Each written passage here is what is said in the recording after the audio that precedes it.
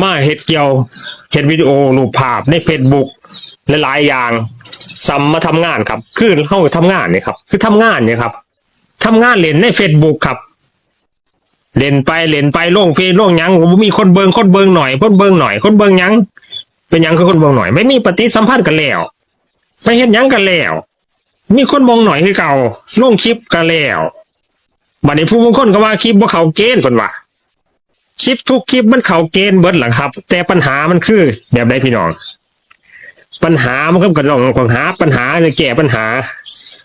ทุกปัญหามีทางแก้คนดูน้อยก็มีทางแก้ก็คือเฮามาเริ่มเล่นคือเฮาไปเฮ็ดงานบริษัทสมมุติว่าไปเฮ็ดงานบริษัทหม่องใดหม่องหนึงครับเขาสิทดลองงานเจ้า90 วันทดลองงาน90มื้อเด้ผมก็เคยไปเฮ็ดงานบริษัทเขาสิทดลองผมประมาณ90มื้อ3 เดือนพุ่นจะค่อยได้เป็นพนักงานแท้จริงในบริษัทหม่องใดอย่าว่าบุกทดลองงานโดนโพด3 เดือนพุ่นทดลองงานก็คือว่ามาเล่น Facebook ก็ลงไป Facebook ก็สิเบิ่งว่าผู้นี้สิขยันเฮ็ดงานบ่เขาก็เรียกว่าทดลองโพสดูบ่แล้วเฮ็ดผิดกฎบ่เฮ็ดถือกติกาแล้วก็เฮ็ดคลิปที่สร้างสรรค์บ่เฮ็ดคลิปดัดแปลงแหวกแนวบ่เฮ็ดคลิปแรงบันดาลใจบ่ Facebook ก็สิจับจุดว่าเฮ็ดคลิปเกี่ยวกับหยังเกี่ยวกับตลกเกี่ยวกับเกษตรเกี่ยวกับแบ่งปันแม่นบ่เขาเรียกว่าทดลองงานแม่นบ่ครับบัดนี้เฮาลงคลิปไปมันก็บ่ดันแล้วเขาเรียกว่าทดลองงานเขาจะเบิ่งว่าถ้าคลิปมีคุณภาพน่ะเริ่มดันแล้วคือคนทดลองงานเขาเป็น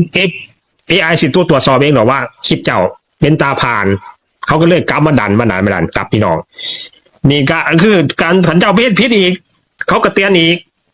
เจ้าโลดสต็อปลงเจ้าเป็นพนักงานที่เฮ็ดผิด